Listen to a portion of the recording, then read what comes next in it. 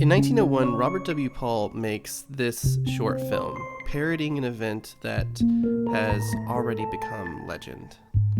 The rumor is that at a screening of the first motion pictures ever projected on a wall, people freaked out and ran for cover, believing that a film of an oncoming train was about to crash into them.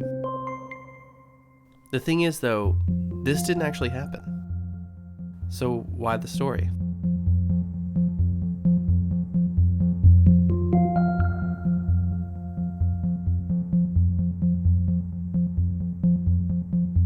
It's clear that Thomas Edison always thought of himself as the inventor of cinema, and therefore anyone who was making films was infringing upon his copyright and owed him money. Look, a guy who built a nice chair doesn't owe money to everyone who ever has built a chair, okay? They came to me with an idea, I had a better one. As the turn of the century saw more and more people across the world improving upon and copying his invention, his resolve to stifle this innovation would only grow and grow. As much as Edison desired credit, a lot of scholars would argue that even though the story starts with Edison, the two men who are responsible for quote-unquote inventing cinema are these two, Auguste and Louis Lumiere. At least Martin Scorsese thinks so. The Lumière Brothers had invented the movies. If nothing else, it's definitely a more romantic notion that the men who invented cinema shared a last name that literally translates to light. Edison and Dixon's kinetoscope showed one person a moving image through a little peephole, but the Lumière brothers in Paris devised a camera and projector in one device that only weighed 16 pounds. They called it the cinematograph, and with it, they could project their images onto a wall. Now the screen practice had combined with moving images. This camera and projector used the technology similar to a sewing machine to run the film through the mechanism and expose it at such a rate that created the illusion of movement. Filmmakers love to explain this in movies, by the way. Because it's just static frames with darkness in between. But there's a little flaw in your optic nerve. So that if I run the film at 24 frames per second,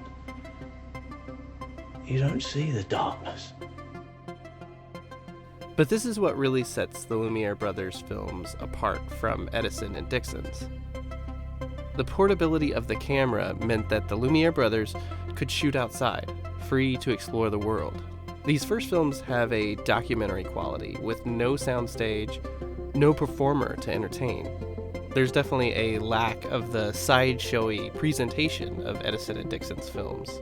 So the Lumière brothers then took their films all over the world and showed them to mass audiences who came in droves.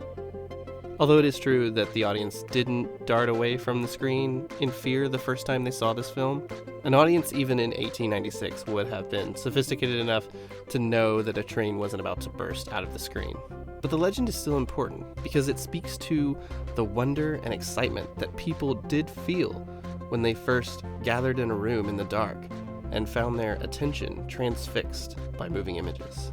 Eventually, the brothers' exhibition was replicated and the practice of screening films for the public caught on like wildfire. Pretty soon, makeshift theaters were hastily put up in urban spaces everywhere. Many of these theaters were called Nickelodeons, combining nickel, the cost of admission, and the word odeon, the Greek word for theater.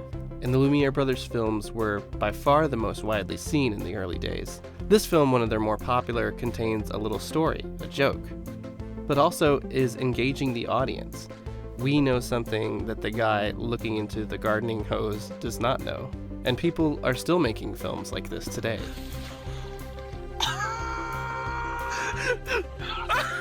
Excuse me, sir, has there ever been a robbery at this establishment? Not that I know of. The Lumière brothers would eventually abandon filmmaking, seeing no real future in it. Which, it's interesting that the lack of artistic foresight these geniuses had when creating the defining art form of the next century. If there's anything that separates these pioneers from their modern-day equivalents like Steve Jobs or Bill Gates, it's that these early filmmakers didn't know what they had created. illusion of life. By 1901, magician Georges Méliès was already making fantasy movies. Okay, maybe it's more like a magician's trick caught on film. There's no narrative to speak of, but the concept of a head growing larger and larger on a table is truly nothing people have ever seen before. This film, The Big Swallow, from James Williamson, is a bizarre little scene in which an agitated man appears to swallow the camera and the man filming. A bit of surrealistic humor with a metatextual element. Already there's this understanding that we as the audience are the camera's point of view. Another film by Williamson, Fire! Fire! Exclamation mark. Has a dramatic setup of a building on fire and firefighters coming to the rescue. Though there is some dramatic staging and camera setups, it is important to note that the events that take place in this short happen sequentially. It shows things as they play out and gradually go from one place to another. The shots guiding the viewer from one location to the next, and we never cut back and forth. One film that does play with time is this single shot of a building being demolished.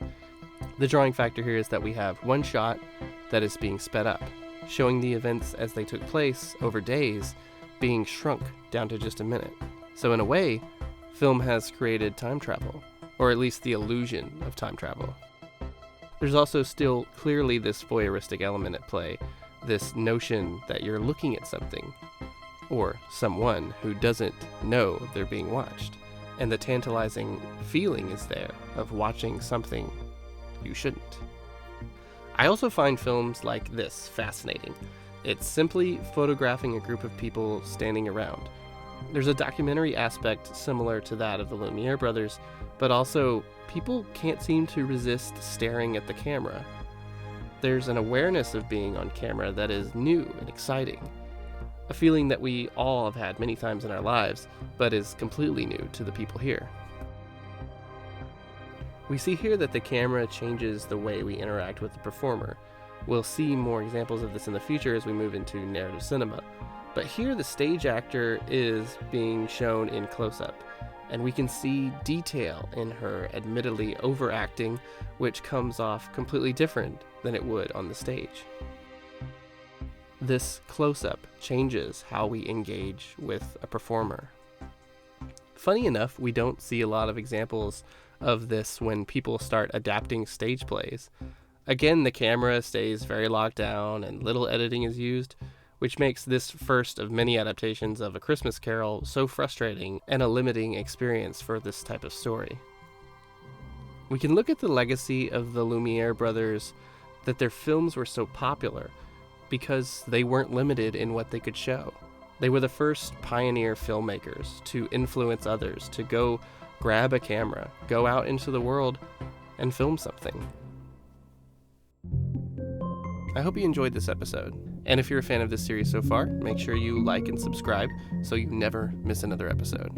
In the next episode, we'll see another example of this limitlessness and how cinema truly can bring anything we can imagine to life.